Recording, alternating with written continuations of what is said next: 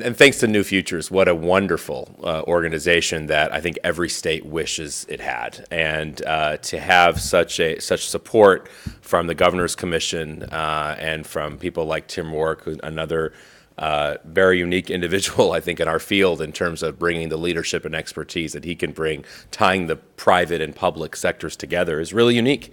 Unfortunately, really unique around the country, but it's a wonderful statement about your state and where you are on this issue. And I really want to thank the Institute of Politics for hosting this. What an amazing venue, bringing back a lot of memories. I'm seeing sort of Bush on the right and Clinton on the left. It's it's great, or the other way around. Yeah, that's right. Sometimes, but it's really nice to be here. And so I do want to engage in a conversation and take some questions. And after I think Tim and I speak, we'd like to engage in that with you. So I'm going to go rather quickly through a presentation that usually takes much longer. Most of it actually is based on my book, Reefer Sanity, that you can find online or maybe at your bookstore near here, where I go through sort of 7 myths about marijuana. And today I will go through them very, very quickly because, again, I want to get into a discussion. And I guess what I want to say to start out with is this is not going to be your typical just say no drug prevention address. It's also not going to be what's becoming more and more typical, your just say yes address when it comes to marijuana. Drug policy is complicated, and for the students in here that are studying politics and policy analysis, you know that good policy is usually found somewhere in the middle of the two extremes that we're often presented with. And frankly, I don't think it's conducive to a bumper sticker, whether the bumper sticker says legalize or lock them up. And unfortunately, that has been the way this debate has been formed over the last really several decades. And what the organization that I founded with Congressman Patrick Kennedy, who's very sorry that he couldn't join us today, we founded it so that we could have a new dialogue and debate about drug policy and specifically marijuana. So I'm just going to start with, look, you can't talk about drugs without talking about the two most prevalent ones, which really are alcohol and tobacco. And I think it's important to see just before we start getting into issues, kind of where it is in society relative to marijuana, because all we're hearing recently is, marijuana, how prevalent it is, et cetera. These are the national trends that are mirrored more or less in New Hampshire by the general population. There are about 6 times as many drinkers as there are people that smoke marijuana, about 3 to 4 times as many smokers of tobacco than use marijuana. And I think it's important to get grounding when we look at, where are we with our legal drugs that are used in a relatively common manner, and our illegal drugs, which are including marijuana, which is used a little bit less common. And so the first myth that I hear a lot about is this issue of the fact that marijuana is harmless and non-addictive. And what's interesting about this is that just like alcohol and really every other drug, it is true that most people who use marijuana will not become addicted. They'll not ruin their lives or ruin their families. That doesn't make it safe. That doesn't make it justified to be legal. It's just true that, like all drugs affect people differently. We all know the person that smoked cigarettes for 70 years and died of old age, and the person that smoked for a year and died of emphysema. So there are differences with everybody. But what we do know, what the science tells us about marijuana, is that if you start when you're 16, 1 out of every 6 people who start when they're 16 will become addicted to it.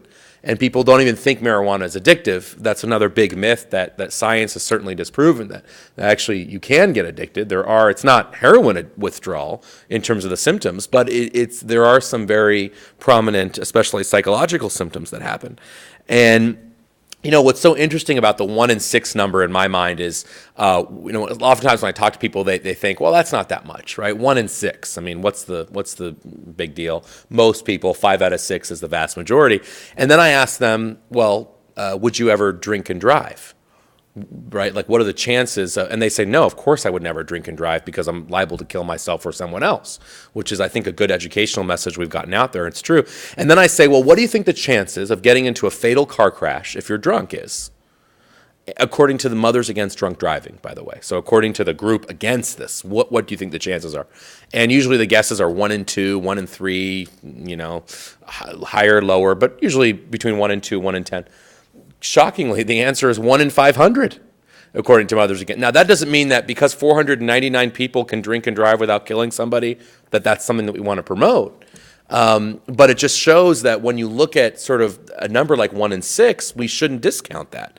Now, what does that mean, 1 in 6, and what does it mean for the heavy users? Well, what we know now, and you can't see it on the screen, I don't think, but what we know now is that one of the most important studies done on drug abuse, I think, in the last 30 years has been the one on IQ and learning. And what we know is that heavy marijuana use as a teenager can lead to a permanent loss of between 6 and 8 points on the IQ scale.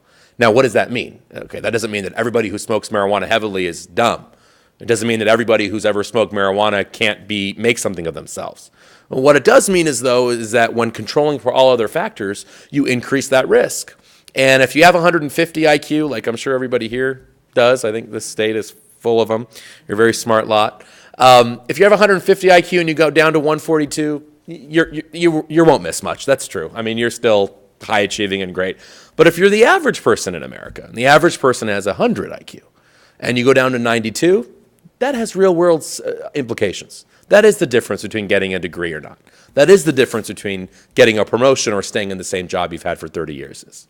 And that matters. And it matters when you think about, I look around and I see the wonderful, beautiful history here. And I think about all the candidates that have come here promising sort of a new America and how we're going to build this country from the ground up as we always have, and how we're going to get better and better and better. And when I think about a country that wants to do that, but then also is going to be promoting a substance that has the effects that it can have, I see those as very two contradictory things. That on the one hand, we want to build an America that's built to last, that's competitive with the world, and on the other hand, we're going to turn a blind eye to something that some people, and if you increase the total number of users, it means more people, have major problems with. And I think one of the issues about it that, when you talk to parents about this or others, their experience with marijuana is, smoking in the dorms 30 years ago. And what's the harm? Hey, my roommate's fine, I'm fine, we got over it. And it's true, most people will get over it. But what they don't know is that the marijuana smoked 30 or 40 years ago doesn't resemble at all what the marijuana of today is. We're talking at least 5 to 10 times stronger. And actually, when you do some of these things like hash oil and that kind of thing, 80% THC, which is off the charts. These things were unheard of in the 60s, 70s, and 80s. And it is almost a completely different drug. And that's really why we are seeing the levels of psychosis and emergency room mentions for marijuana that we've never seen before. We didn't see in the 60s and 70s and 80s as much. It wasn't as prevalent. And that's because the marijuana was a very, very, very different drug back then. And the reason why I think the mental health community has really begun to speak out against this is because of the link with psychoses. Now, again, this is not reefer madness. This does not mean that every single user is going to go on to use heroin and that we should demonize and lock up whoever is caught with a joint in their pocket. That we don't need to go to that extreme. But I think it calls for at least a careful consideration of whatever policies we may enact that might open the doors to further addiction and use. And actually, if you compare marijuana, the third bar there from the left, in terms of its addictive nature, we know it's about as addictive as alcohol. It's not as addictive as cigarettes, heroin, or cocaine. But 15% is nothing to scoff at when you look at the other numbers with the other substances. I'm going to skip over quickly the myth about smoked marijuana as medicine, but the bottom line for that is marijuana does contain medical properties. Science has shown that. But it's also shown that we don't need to smoke, eat, or inhale raw marijuana to get those properties, the same way we would not smoke opium to get the effects of morphine. Okay, thankfully we've moved on from those days. We have a product that actually, in products that what's at least what's in it, and you're able to get it from a doctor, from your doctor, not from a doctor you pay $50 to get a quick assessment, as it is in most states. And actually, this is a wonderful area of research. I mean, there are mouth sprays and other things that are happening that do not get you high.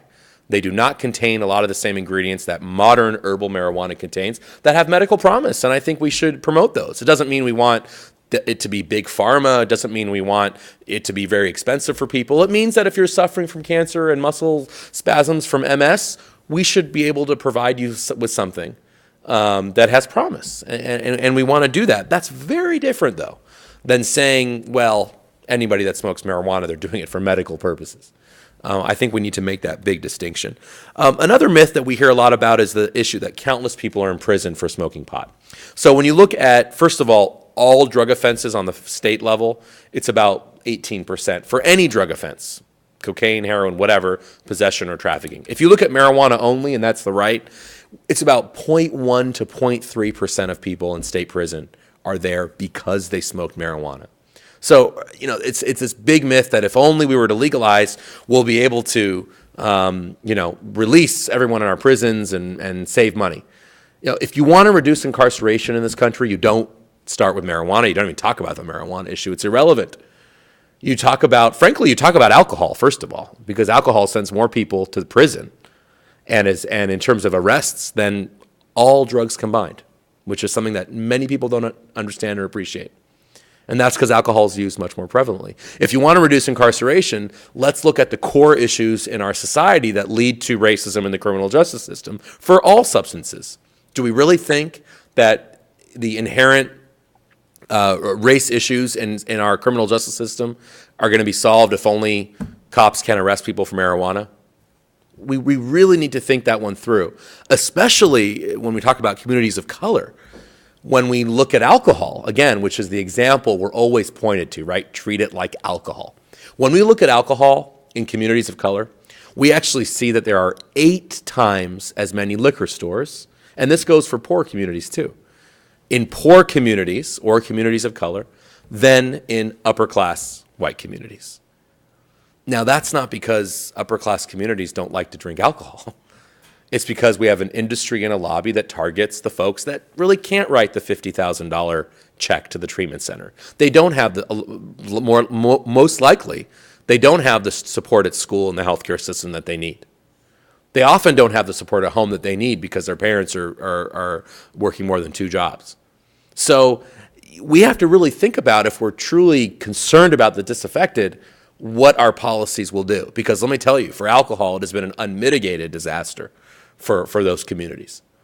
And that's why when you do polling around this issue, and it's divided by race, it's a very stark what you see in terms of the support among communities of color. So that goes into the next myth, that the legality of alcohol and tobacco offer any justification. You'll hear Bill Maher, Stephen Colbert the other day, or others talk about, hey, alcohol is legal. That's a more harmful drug than anything else, and it's legal. So shouldn't we then legalize marijuana? Because it's not as harmful or even equally as harmful. And my response is, rather than, why would we want to treat marijuana or any other substance like alcohol if we're concerned about it? Well, let's look at how we treat alcohol today. Mass advertising and promotion. And right now, there's a new marijuana lobby that's taking its cues from the tobacco industry. So we are about to, frankly, enter an era of big tobacco. And they're already using advertisements. They're already out there. In fact, I'll go forward a little bit. Alcohol and tobacco are used far greater than our other drugs, including marijuana. And these industries promote addiction and target kids. What do I mean by that? I mean that if you go home and you're 21 and over, and you go home and drink a glass of wine tonight with your dinner, and I told this to your legislature just now as well, there were about 100 of them in the room. I told them, with all due respect, if they just go home and drink a glass of wine with their dinner, they're not very important people. And what I mean by that is they're not very important people to the alcohol industry. Because addictive industries like tobacco, gambling, alcohol, etc., are not concerned with the casual user. That's not what fills their pockets. It's not what they make money from. They only make money from those people that are addicted. And that's a minority of all users, but it's enough to line their pockets. So the alcohol industry makes over 80% of its profit from the 20% of people who really should not be drinking.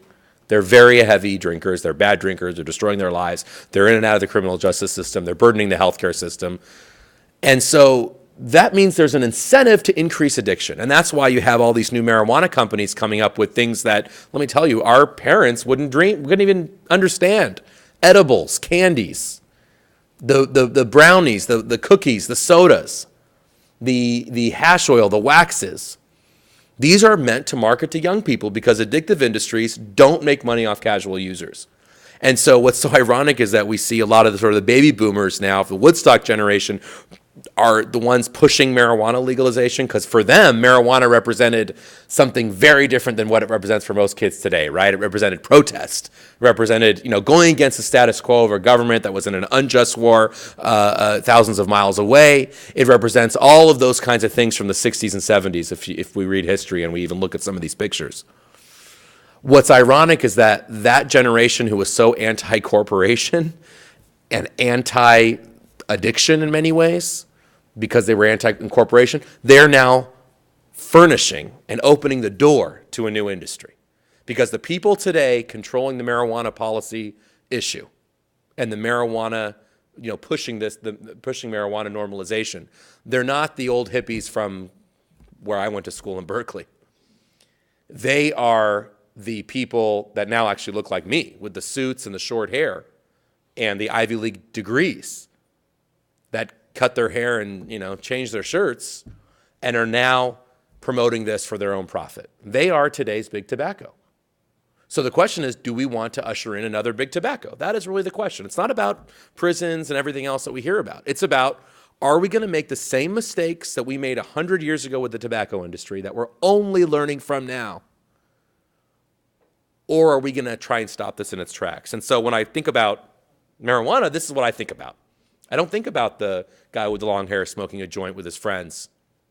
I think about this, because we already know that Marijuana Inc., we already know the multiple companies and corporations. The Wall Street Journal said themselves, the Yale MBAs are here.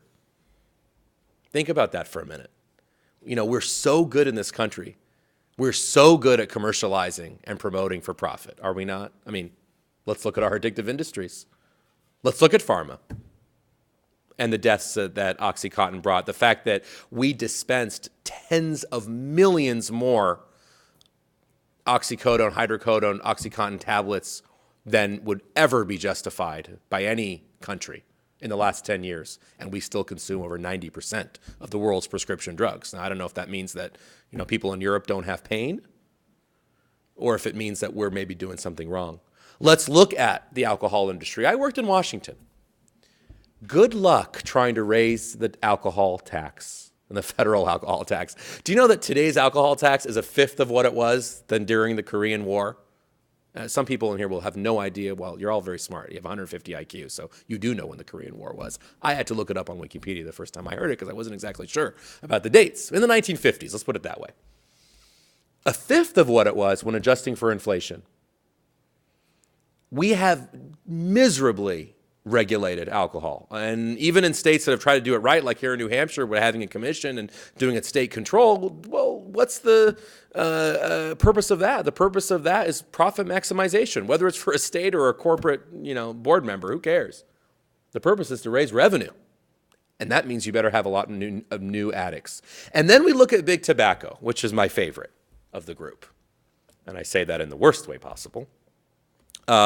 We look at the tobacco industry and the connection they already have with marijuana. They have said in their memos that they are ready to pounce on this.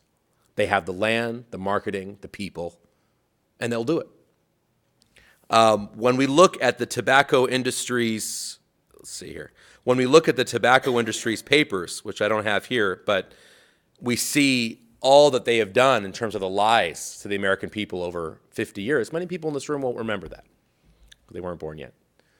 But in the 1990s, we almost prohibited tobacco in this country. In the late 90s, we struck a deal. They struck a deal with Congress, but essentially, they admitted to lying. And you just saw the news report from last week. They admitted about lying about everything. If you saw that, Google News this story about the tobacco execs, the people in this room who didn't live through that. Last week, they admitted everything, and they're going to be paying hundreds of billions. The question is, do we want to go through that again? Do we want to usher this new age of what essentially would be, in my mind, called big marijuana? That is really the issue.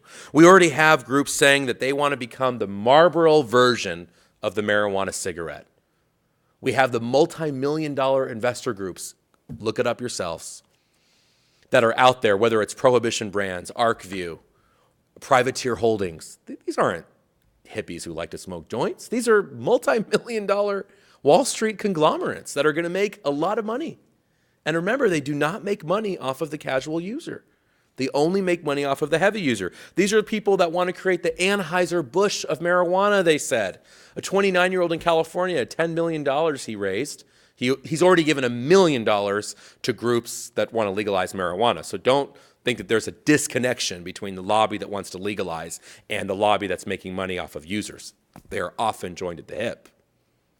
And he spent $1 million of that money on lobbying last year. But he wants to create the Anheuser-Busch. He's a user. He said, I'm going to get rich.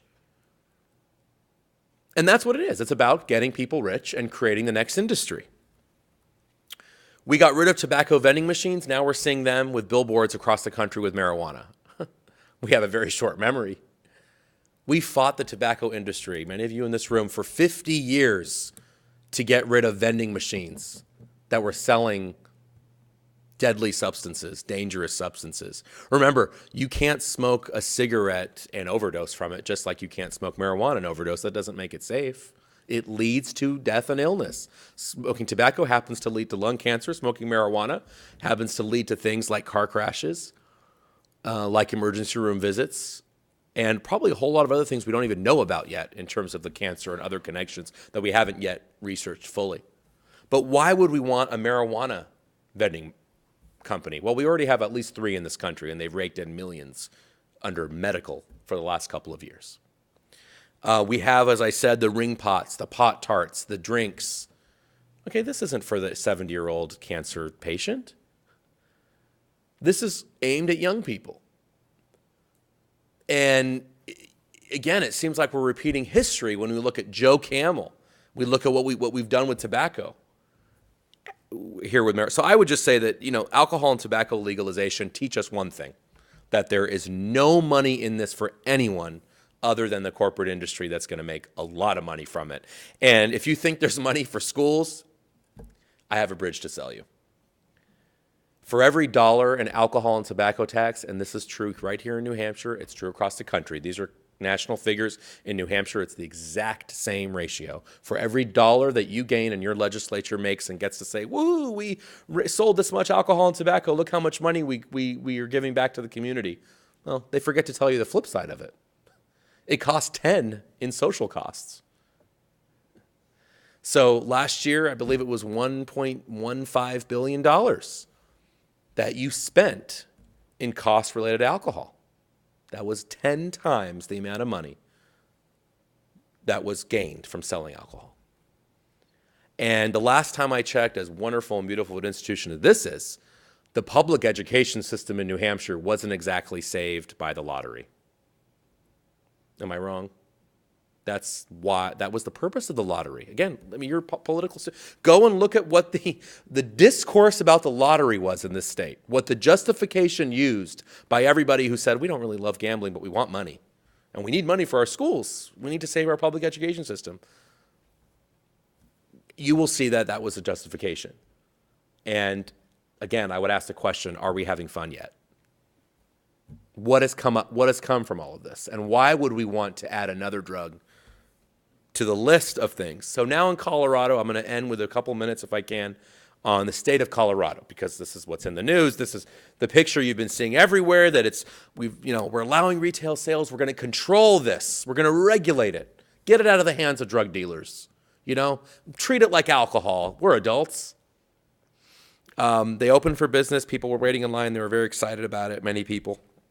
Well, a couple things that you wouldn't have read in the news as widely, but you can if you look for it. Well, we already have multiple kids going to the ER. The latest one was a 2-year-old for ingesting a pot cookie. It's legal. It was on the ground. I mean, as a character outside of it, why wouldn't a kid grab it?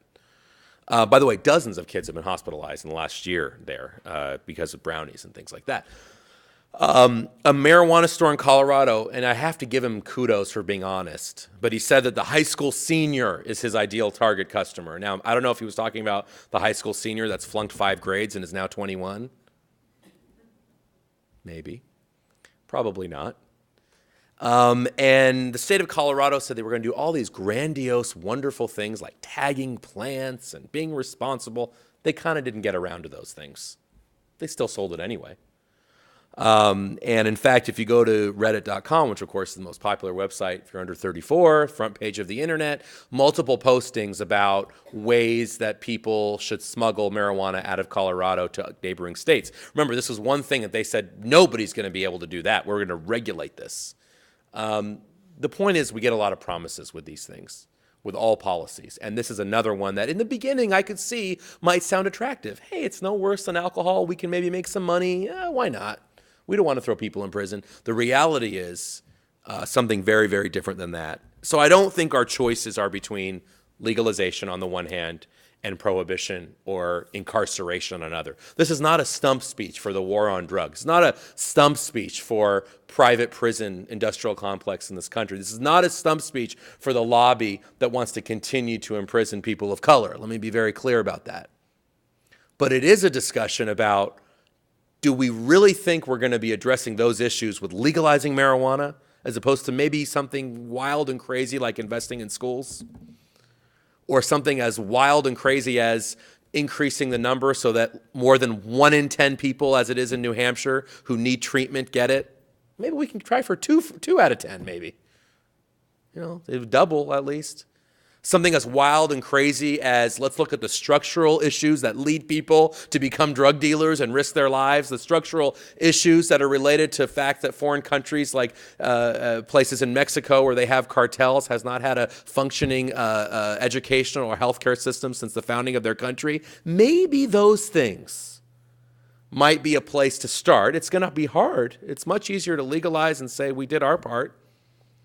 But maybe we should start with the more fundamental things as opposed to starting the next tobacco industry, which is exactly what we would be opening this up to.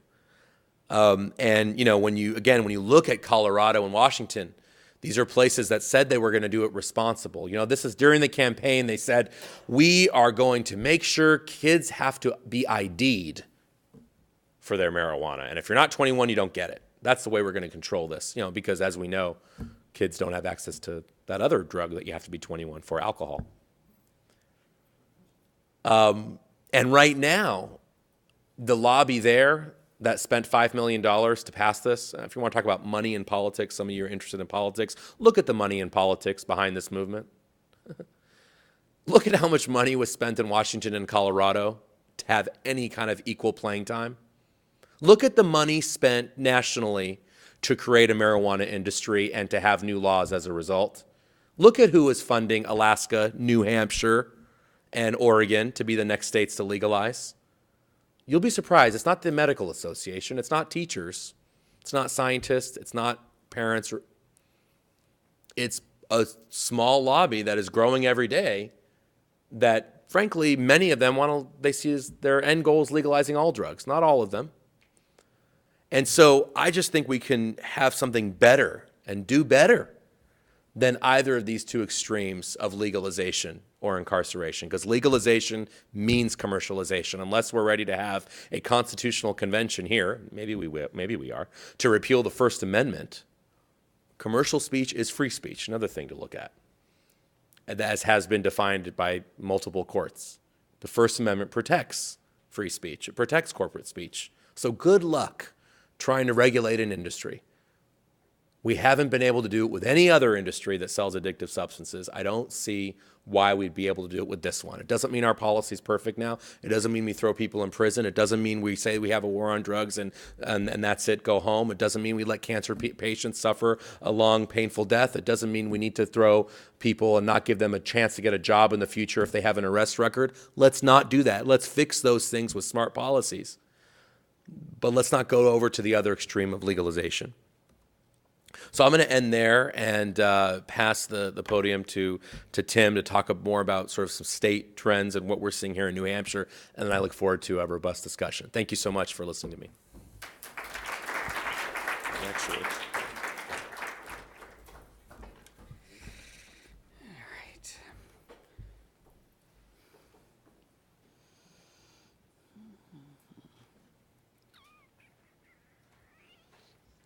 Excuse me all for just a second while I get myself set up.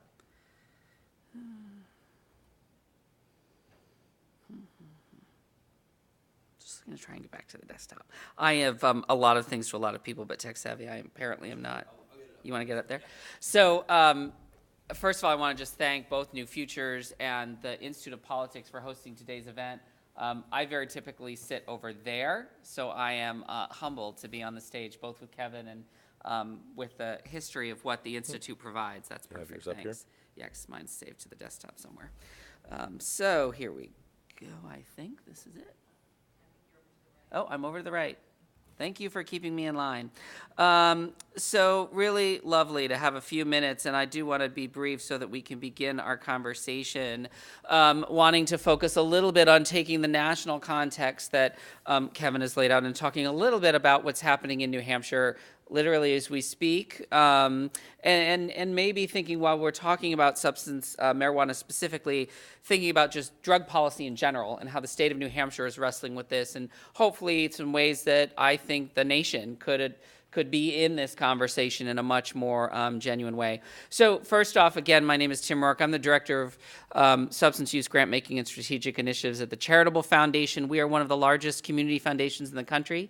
We have about $500 million in assets. We are unique in that we have a fund, a portfolio of funds focused on substance use disorders given to us by a donor here in the state of New Hampshire who was really concerned about alcohol and other drugs and their impact on New Hampshire citizens. It is about 10% of our grant making. We make about $3 million a year in grants. And our donor's interest in particular at the outset of his gift was policy and advocacy.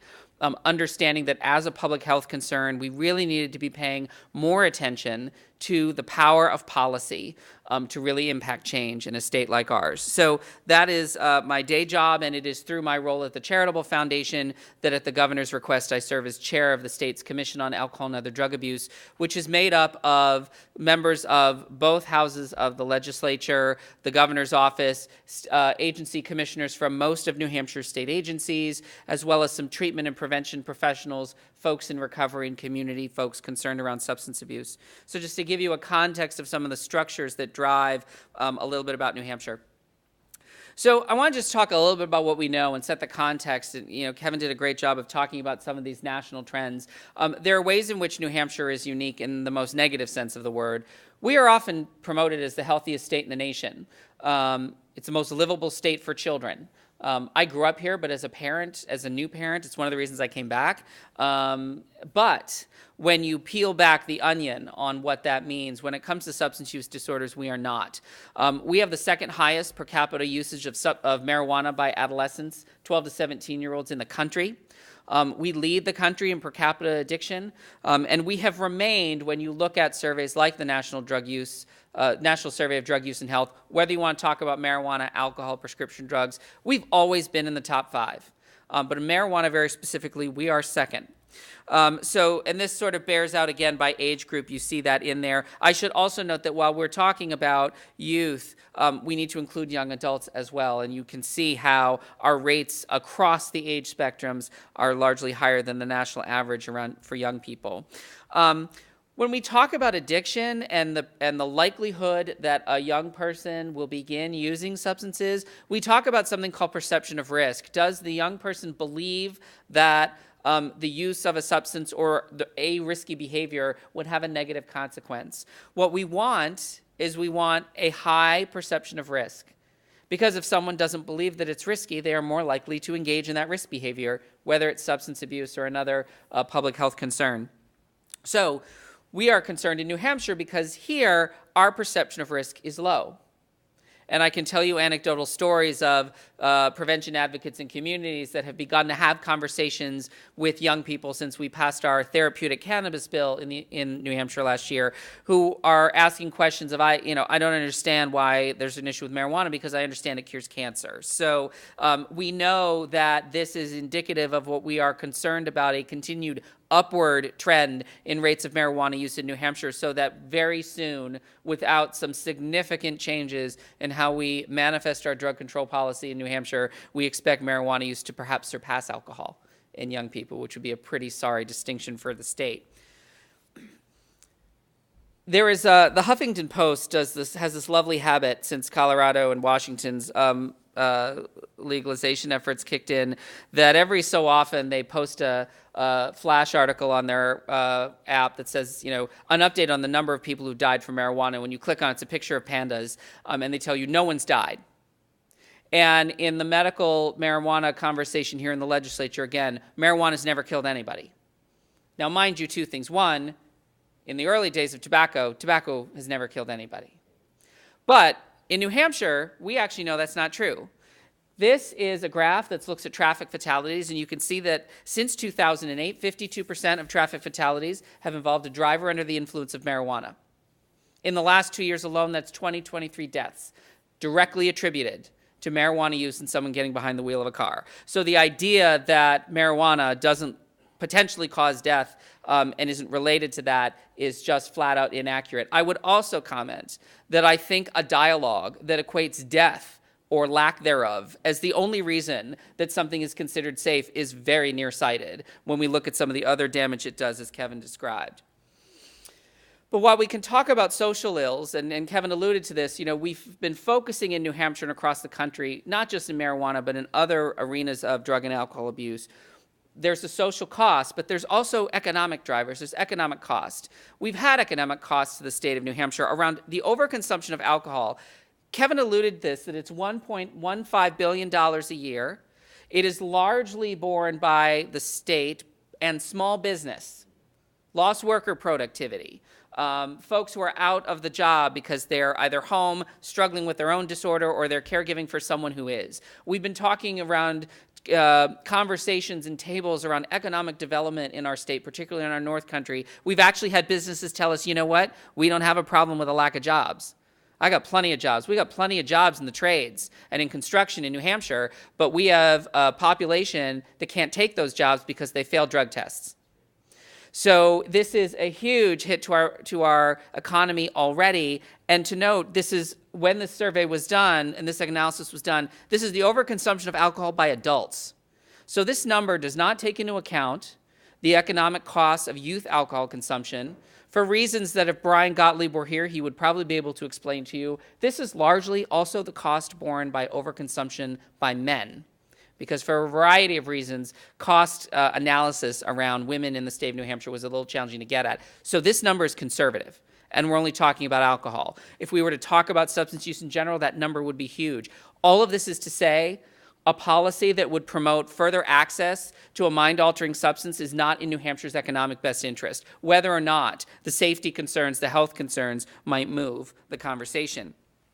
The other piece is while we rank highest in use, we are lowest, almost, in the ability for someone who does develop a disorder to get help.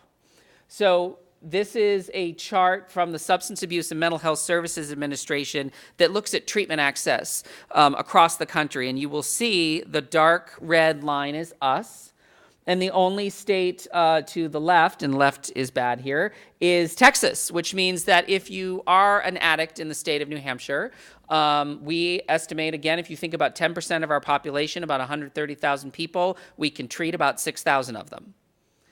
The rest have no access. And while we have some of the finest addiction treatment centers in the country, the finest co-occurring addiction treatment centers in the country, here in the state and across immediate borders, they're full. They're full. So we have high rates of use. We have a treatment system that is so anemic we cannot meet current demand. And I think that all begs the question of how do we look at this policy issue? Because ultimately, it's a public health issue. We need to be, and I talked about this morning, as a live free or die state where liberty and personal freedoms are paramount and becoming more so a part of the dialogue around how we make our decisions, we need to recognize that for every conversation around the personal freedom that should come with the ability to use a drug of their own choice, that the idea that that does not have impact on their neighbors, their parents, their families, the broader community, our economy, your wallets, it's fallacy. So again, we have, because of the structure of the state of New Hampshire, where we have a governor's commission made up of state agencies and legislators, from a policy perspective, New Hampshire is really well positioned to have the kind of dialogue around drug and alcohol policy reform that Kevin is talking about, and that Kevin talks about in his book and in his talks across the country. We have state strategy documents that look at not just what legislators need to know, what law enforcement needs to know, but trying to create environments where everybody comes around a table to think about what's best for New Hampshire. There is a document, for folks that want more New Hampshire-specific data, I would just drive you to this. The Department of Health and Human Services, these two documents are state plans that New Hampshire uses to guide its drug and alcohol policy work.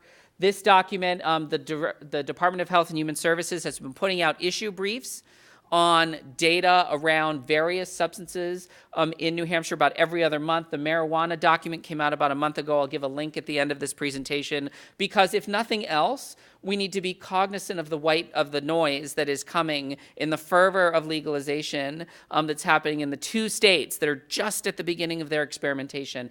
And remember that good policy should be driven by good data. And so there's really good data. We're blessed in New Hampshire with a lot of data about who's using and why and where, to know that we need to think very, very carefully before we jump in to something that might have been a little premature, to say the least, in a couple of other states. And so that document's available.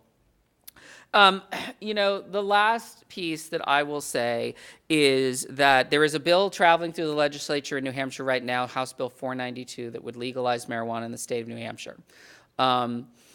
There's a saying that I learned when I grew up that I talked about this morning around boundaries. I think I was taught it when I was 8, and that is that your rights end where my nose begins.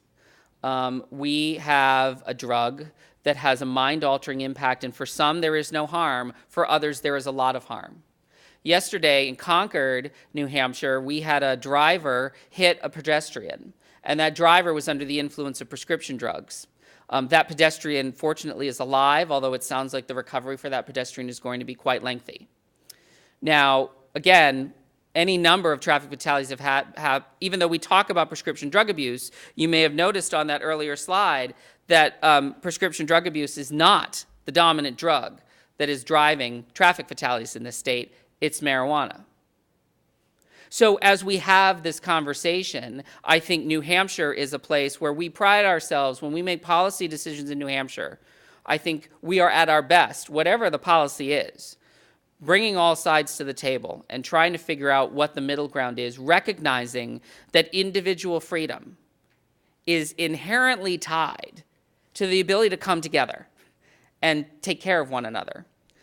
The idea of a policy effort that would produce a perceived sense of liberty while at the same time doing damage to our citizens at a rate even worse than it is right now, which is considered by many from the governor on down as an untenable crisis that threatens the nature of our very economy and quality of life. It's just counterintuitive. So I think we think that the work that Kevin is doing, the work that's happening around marijuana policy, that this is a state that we hope is going to slow down and is going to take a look at all sides of this issue, recognizing the tensions that come with that more individualized live free or die spirit, with the fact that the damage that this could do may not be able to be undone. And I would just end by highlighting one other example that I was meant to include in my brief remarks, which is the conversation around how this ties or does not to alcohol policy. In the state of New Hampshire, we are a control state, which means that if you drive from here to Concord, you will not stop, at least right now, although it's changing. You can't get gas on the highway. There's no Starbucks. There is a state liquor store. It is the size of a football field. We are in the business of selling liquor, and we do a very, very good job of it. Now, happy to have the conversation in our discussion. There are benefits from a prevention standpoint of being a control state. Do not let me mischaracterize it. However, in 2000, this state made a decision that, well, if we're going to be in this business, we probably should put some money into the prevention and treatment to mitigate the damage we know this drug causes. And so something was established called the Alcohol Fund. It's 5% of gross profits from the sale of liquor in our state liquor stores. That was in the year 2000. It has been fully funded once, in the year that it was passed. Every year since then, either the governor or the legislature or a combination thereof have zeroed out that fund so that no money from the sale of alcohol goes into it, and then have, if they felt so inclined, replaced it with a modest, small amount of general fund resources, which means, and for folks who don't know, the alcohol fund was what we would call a dedicated fund. So once it's dedicated, it's there and you can't touch it, except to use it for its purpose, unless it's suspended. Once you put in general fund money, not only can you put in whatever you want, whether or not it follows the formula, but you can also take it whenever you want. And it has continued to leave the issue of addiction in New Hampshire one of the most underfunded in the country. We are 49th in per capita expenditures on alcohol and other drug abuse. And I share this because when, very quickly, and it happens with gambling, certainly, and it happens with this idea of marijuana and regulating and taxing marijuana. Well, we will take a percentage of those proceeds, and don't worry, we'll put it in the law enforcement, we'll put it into treatment to make sure that people... Now, not only does that sound a little sketchy, we'll build a business so that we could treat the people who will get sick because of our business, but we have no history of following through on that kind of commitment in the state of New Hampshire. The only example of that kind of mechanism is the alcohol fund, and it's never been followed through on. There are active conversations where we hope that that will change, but today that fund should be $8.5 million for substance abuse treatment and prevention. It is 1.7. So I think we hope that the policy conversation that will continue in New Hampshire is one that pays more attention, pays attention to what is happening in these states that have perhaps early adopted too soon, but that also we are able to conduct a conversation around marijuana and drug policy in the way that New Hampshire does best. Bringing together those disparate sides, the legalizers and the prohibitionists, and put them at a table and move in a third way, which is that way that is more sensible, more data-driven, and recognizes the tension between, yes, individual rights, but protecting the public health and protecting the public safety. So with that, we'll open it up for questions and discussion, and thank you.